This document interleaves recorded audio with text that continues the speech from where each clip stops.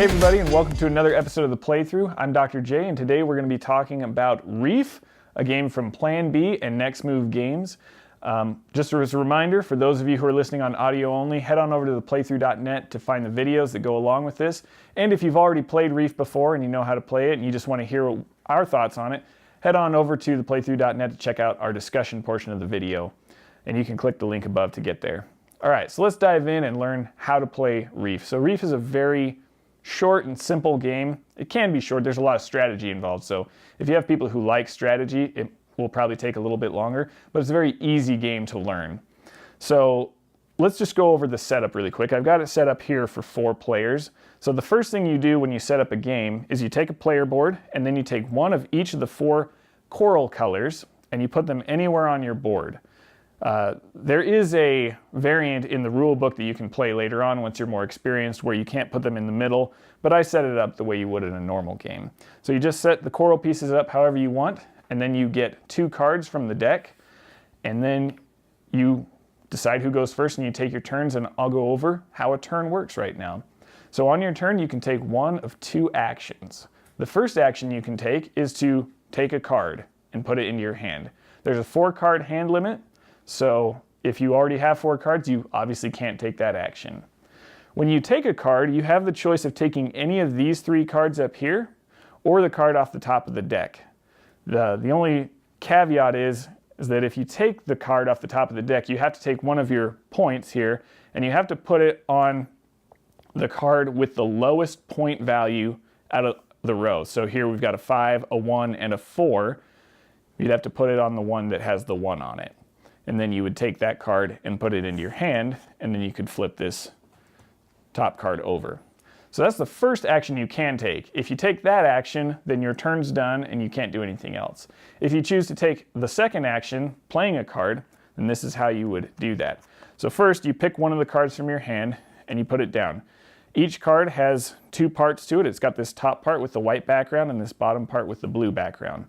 This card that I've played says I need to take 2 purple coral pieces. So I would take these 2 purple coral pieces and I have to immediately put them somewhere on my board. So I'd look at my cards and see if there's anything that scores purple. And I do have something that scores purple, so I could put them here, for instance, or I could put them in an empty space. I could stack them both on top of each other. The limit is you can't stack any higher than 4. But I have to put those 2 purple coral pieces on before I score the bottom. And the reason for that is it can get tricky if you end up covering up one of your other pieces and then you can't score.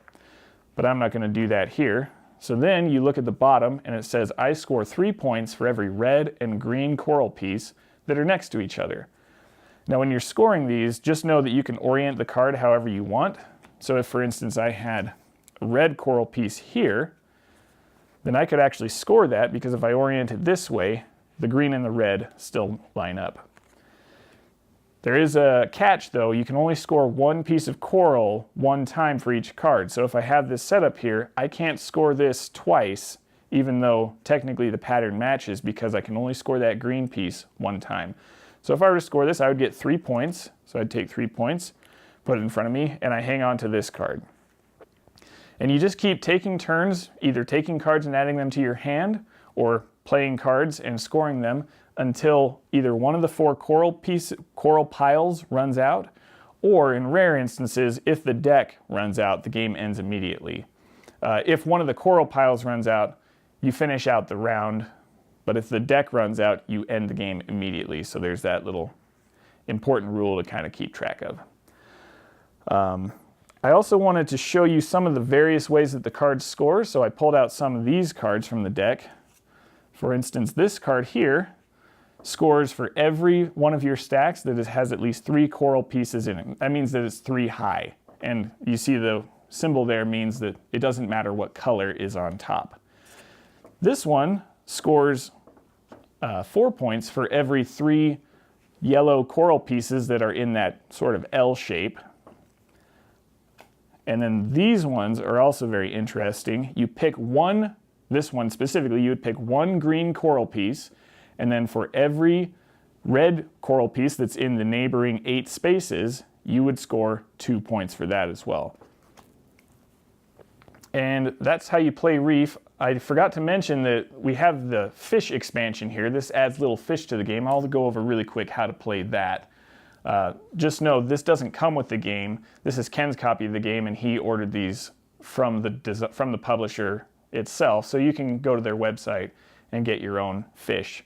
And they add an interesting element to the game. So each player gets 2 fish, and on your turn, after you place your coral pieces down, or after you take either of the 2 actions, at the end of your turn when you take either action, you can take a fish that's not on the board and you can put it on an edge piece of the board.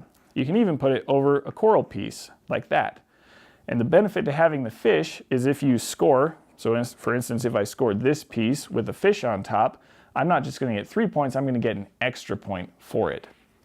If I happen to have a fish on both of them, I would score 2 extra points, so I'd get 5 points for this card. The caveat is once the fish are on the board, at the end of your turn you can move one of the fish 1 space, and you cannot stack new coral pieces on top of coral where there's a fish. The fish block you from stacking those any higher. So it adds a little bit more strategy to the game and can make it more challenging, but can also make the point payoffs even better. And that's how you play Reef. Thanks for joining us here for this how to play video of Reef. Make sure to check us out at theplaythru.net for our other content, and check us out on Facebook and YouTube as well. And make sure you click that button to get notifications when our new videos release. Thanks.